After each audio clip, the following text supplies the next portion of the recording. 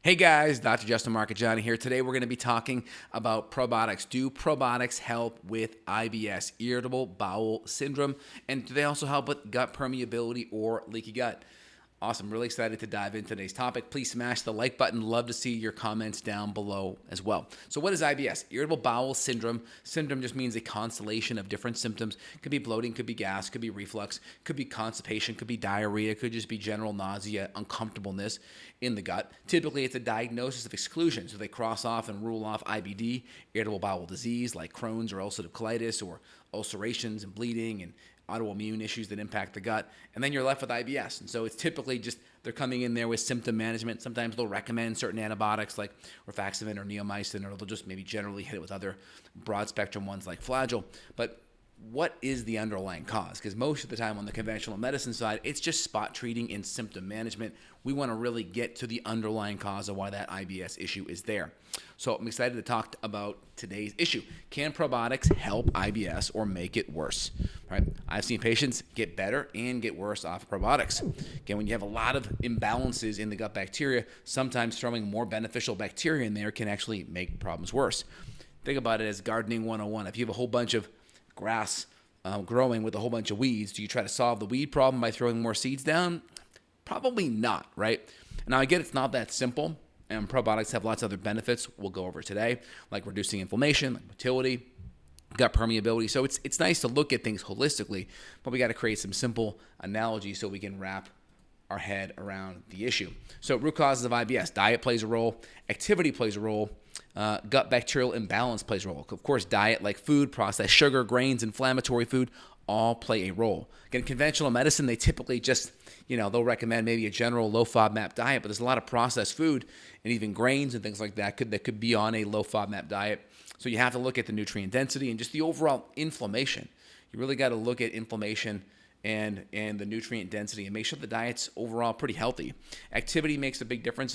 People that are less active are 3.5 times more likely to have IBS. Now, could it be most unactive people? There's less activity are going to be eating more junk, processed food, maybe playing more video games in their parents' basement. Who knows, right? There could be that thing going on in the background when there's a lot of concurring variables there.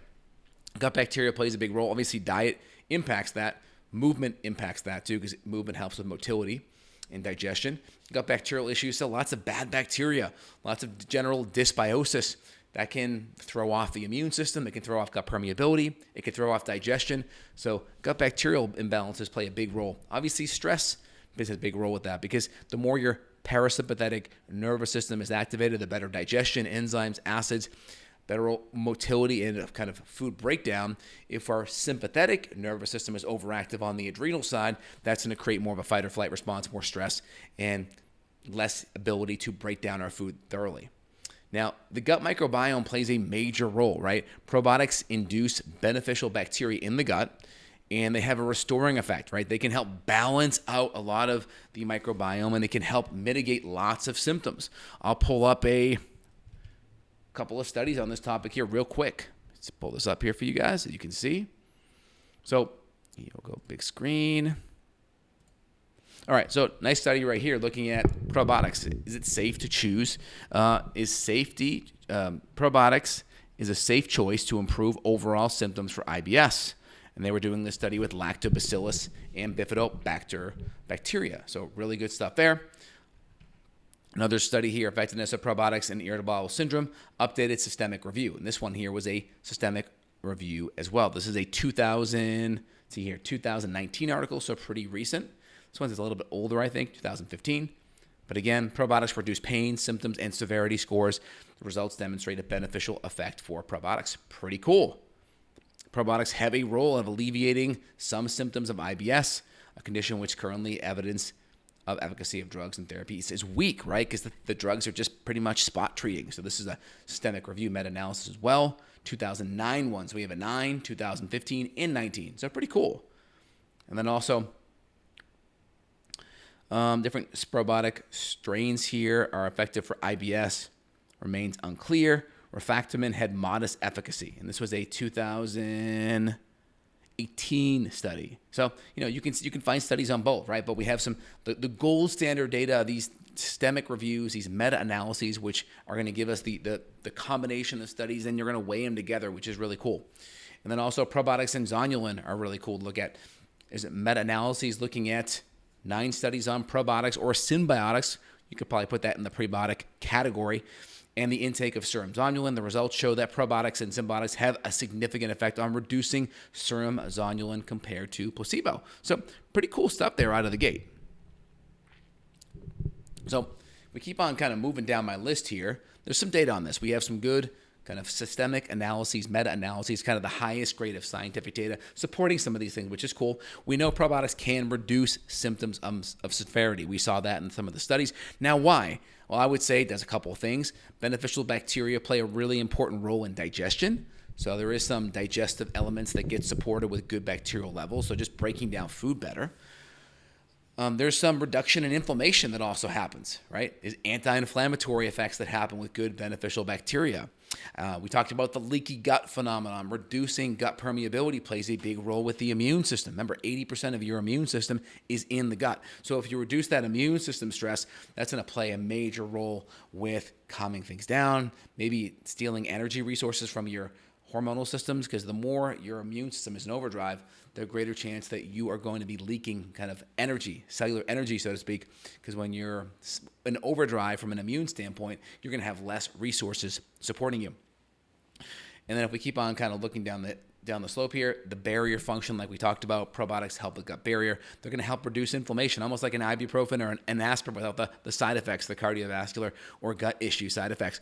And so that's really cool. So we can reduce inflammation. Now, I've seen clinically with working with patients for almost 15 years, probiotics can be hit or miss. I tend to not just throw them in the beginning of a program working with patients. I try to put them in a systemic protocol, and they tend to be plugged in more at the end because I'm trying to reduce inflammation, get people healthier, get people sleeping better, moving, dealing with stress. We may be modulating cortisol and adrenal function. So all these other kind of impacts to the system, so to speak, play a major role. So if you just come in and try using probiotics like a MD may use a pharmaceutical, you're not really getting to the root cause. So could you use probiotics to help reduce some of the symptoms like some of these meta-analyses said? Yeah, you definitely could. It's definitely safer than using a medication. There definitely is a root cause element to it, but you want to make sure you get all of the other underlying issues addressed, like we mentioned, regarding the food component, regarding digestion, right? If you don't have good hydrochloric acid and enzymes and bile function, you may not be able to break things down adequately.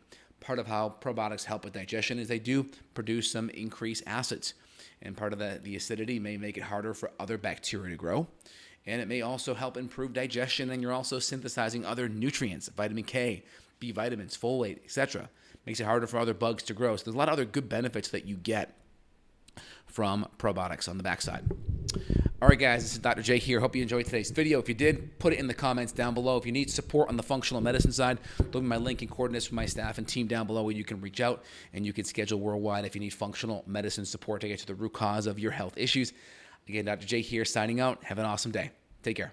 Bye.